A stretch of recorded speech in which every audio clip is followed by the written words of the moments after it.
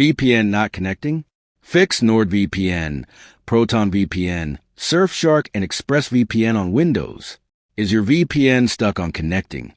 Or does it connect, but suddenly your internet stops working completely? And have you tried switching servers, but nothing seems to fix it? This is one of the most common VPN issues in 2026, affecting users across apps like NordVPN, Proton VPN, Surfshark, and ExpressVPN. The good news is that most VPN connection problems are not permanent. They're usually caused by simple settings like server selection, protocol conflicts, or network glitches. In this video, I'll walk you through the safest fixes step by step, so you can get your VPN working again without breaking your internet.